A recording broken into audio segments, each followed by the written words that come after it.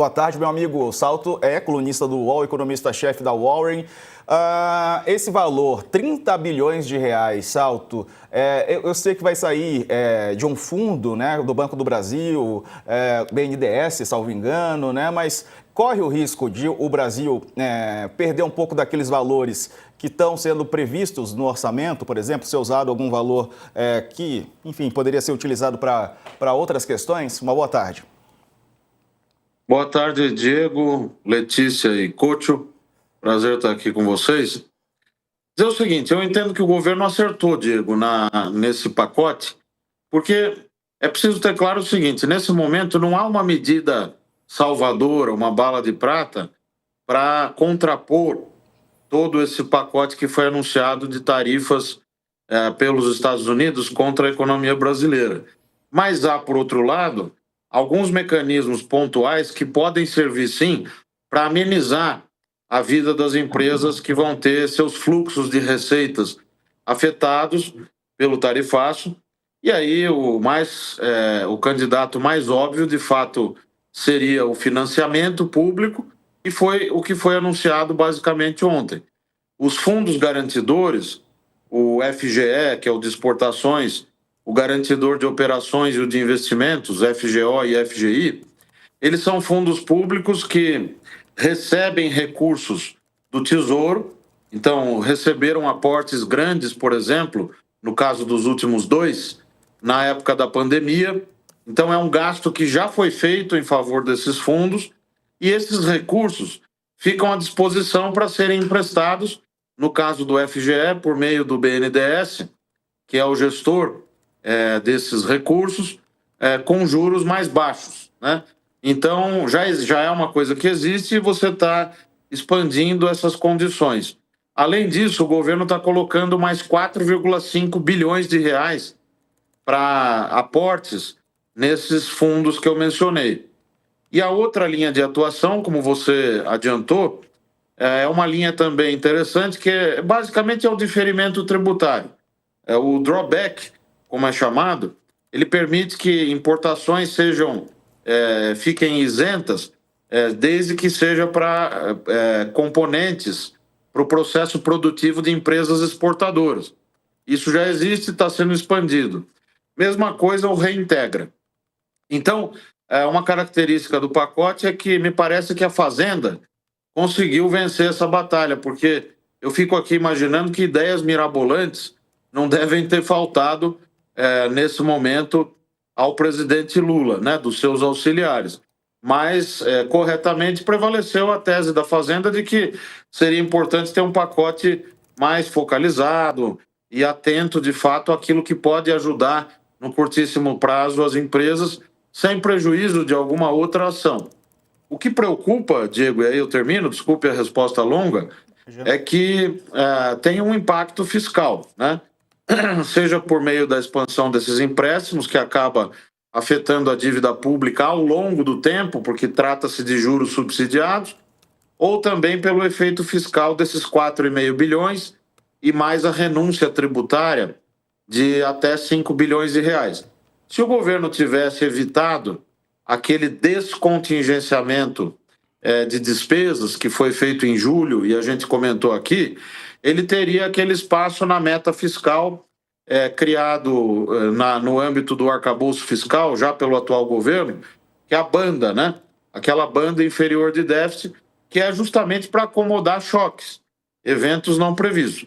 Mas como todo aquele espaço foi usado, então o que se fez foi mandar um projeto de lei complementar para tirar esses gastos da meta fiscal, que é ruim, é um risco no sentido de transparência, né? Perda de transparência e de ficar ensejando gastos novos por fora das regras do jogo, mas foi o caminho que o governo acabou optando nesse momento, e dos males o menor. Quer dizer, poderia ter vindo um pacote aí cheio de esquisitices, mas eu acho que eles atacaram os dois pontos mais óbvios e que o governo, de fato, pode ajudar com alguma eficiência as empresas, que é o diferimento tributário e o financiamento.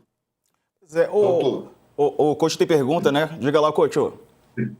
Você deve ter acompanhado a fala do presidente Lula agora há pouco, né? Ele falou que não vai ficar chorando, vai procurar outros parceiros.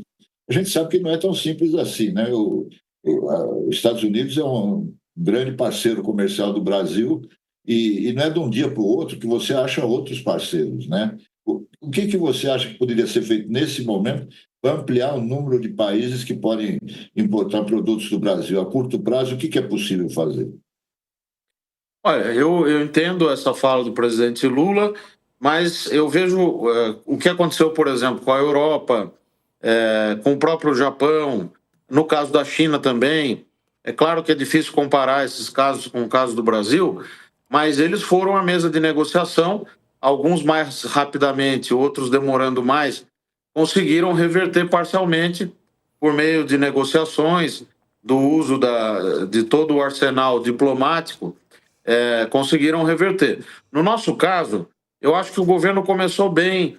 O próprio ministro, vice-presidente Geraldo Alckmin, estava comandando isso, né, na linha de frente, e depois teve até aquela reunião do nosso chanceler Mauro Vieira com o secretário dos Estados Unidos e também o agendamento da reunião com o Haddad, com o seu par lá nos Estados Unidos, que depois foi desmarcada. Então, essa sequência de eventos mostra que talvez o governo esteja um pouco, agora, nesse momento, errando a mão de simplesmente achar que basta fazer essa política interna de conceder algum crédito, diferir impostos e lá fora aumentar o tom e ficar brigando. Eu acho que nós temos que ir por uma linha de negociação, de diplomacia, de tentar reverter, pelo menos pontualmente, para itens que são muito importantes aqui para o Brasil, que ainda estão sobretaxados com essa maluquice dos 50%, que não tem justificativa alguma. A outra frente é a OMC. Também nós já entramos. É difícil, né, que dê algum resultado efetivo, porque a maior economia do mundo simplesmente dá de ombros para a Organização Mundial do Comércio, mas é importante também que a gente tenha aberto essa frente. E uma coisa mais difícil, que eu acho até que o presidente Lula ensaiou, é essa tentativa de juntar outros países em mesmo estágio de desenvolvimento, porque juntos eles têm mais força para eventualmente planejar o que seria para mim uma etapa lá posterior, algum tipo de retaliação, etc. Eu acho que nesse momento é reconhecer que a gente é o lado mais fraco dessa história, não abaixar a cabeça, tem que defender a soberania e tudo mais. Nisso eu acho que, e tenho dito isso, acho que o governo está acertando, mas também evitar, né, provocações desnecessárias, né? Esse negócio da moeda, por exemplo, da moeda dos BRICS, o próprio Rubens Recupero, o ex-chanceler, ex-ministro da Fazenda, ex-embaixador, já falou numa entrevista recente para o Estadão que é pouco útil, né? É pouco prático ficar insistindo nisso, porque acaba sendo visto como uma espécie de provocação e não vai dar resultado no curto prazo. Em que pese haver uma racionalidade em se pensar alternativas ao dólar, do ponto de vista das transações comerciais e tal. Então, eu acho que focar nas negociações, aquela linha do Geraldo Alckmin com o chanceler Mauro Vieira, é uma linha boa, não vai dar resultado imediato necessariamente, mas é o que está ao nosso alcance. E é o que deu resultado para os outros países que eu mencionei que, com maior rapidez ou menor, conseguiram também reverter, ainda que parcialmente, os respectivos tarifaços que receberam, né? Ô Salto, o crédito mais barato, será que pode impactar, por exemplo, na queda da taxa de juros aqui do Brasil? Eu acho que o crédito subsidiado é sempre uma forma de você compensar esse juro estratosférico que nós temos aqui no Brasil, né? É óbvio que isso é uma coisa pontual para as exportações, para as empresas exportadoras, mas, de fato, a situação do crédito e do financiamento das empresas em geral só vai melhorar mesmo, Diego, a meu ver, quando a gente conseguir iniciar um novo ciclo de queda da Selic. Eu não acho que está longe, viu? Porque se a gente observar a própria ata do Comitê de Política Monetária, eles reconhecem a desaceleração da atividade econômica, reconhecem que o dólar mais baixo também ajuda na inflação, ajuda a conter a inflação doméstica, e as próprias expectativas por exemplo, coletadas pelo Banco Central por meio da pesquisa Focus, têm mostrado um cenário mais benigno para a inflação. Então, isso pode, a médio prazo, digamos, do fim desse ano até metade do próximo, trazer um quadro melhor para as empresas. Enquanto isso não acontece, aí nessa frente específica de guarnecer os exportadores, tem essa frente anunciada ontem, e tem uma que eu até escrevi aqui no UOL na minha coluna, acho que na penúltima, junto com o Roberto Gianetti da Fonseca, que são os ACCs, né, os adiantamentos de contrato de câmbio. As empresas, só para explicar rapidamente, elas fazem com os bancos comerciais contratos de câmbio. E como que funciona isso? Então, se eu sou uma empresa que exporta determinado produto e sei que vou receber uma receita em 6 meses, por exemplo, eu adianto os recursos com um banco qualquer, esse banco vai acordar uma determinada taxa, né, comigo, e passado esse prazo, o contrato é liquidado com a receita que vai entrar das vendas. Nesse quadro que nós temos do tarifaço, o risco dessas receitas, em muitos casos, não se materializarem, esse risco é alto.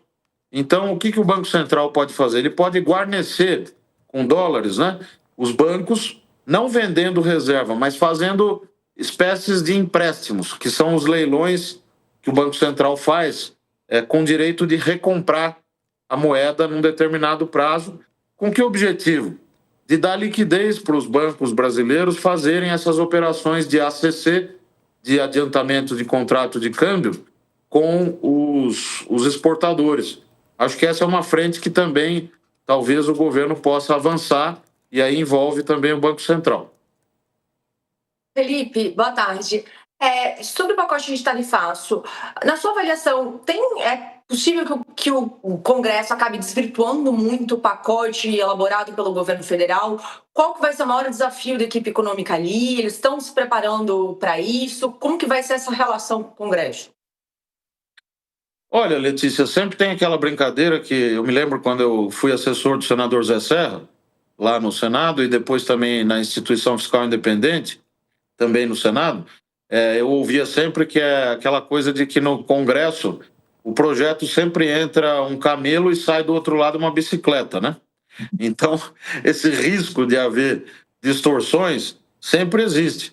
E vale lembrar que a agenda do Congresso está entupida, né? Porque tem o orçamento, o prazo está chegando, é 31 de agosto, o governo tem que mandar o orçamento. Tem as diretrizes orçamentárias que nem foram aprovadas ainda. Tem a questão da meta fiscal do ano que vem, se vai alterar, se não vai, no âmbito desse projeto de diretrizes orçamentárias. Tem a medida provisória dos títulos isentos, né? LCI, LCA, debênture incentivada, que o ministro Haddad aposta muito para ter uma arrecadação adicional no que vem. E as outras questões, como a reforma do imposto de renda, também está pendurada lá no Congresso. Então, em meio a esse contexto já bastante conturbado, chega agora um projeto de lei complementar, que é um projeto que basicamente exclui aquelas despesas do pacote, né, da meta fiscal. Precisa disso porque o arcabouço fiscal ele só permite que o crédito extraordinário, que é um instituto previsto na Constituição, fique de fora do teto de gasto, mas não da meta de resultado primário, né, receita menos despesa. Então, por isso que esse projeto foi necessário. E a medida provisória também é importante porque vai guarnecer, onde estão previstos todos esses itens do pacote. Agora, o Congresso pode modificar, pode querer tirar as manguinhas de fora, sempre tem esse risco. O que vai precisar é a Fazenda ficar cuidando de perto ali, para que não aconteça aí uma distorção, né? Um desvirtuamento desse projeto inicial. Vamos acompanhar isso. Salto, obrigado por hoje, meu amigo. Um abraço para você. Eu que agradeço aí. Boa tarde, bom final de dia a todos aí. Valeu.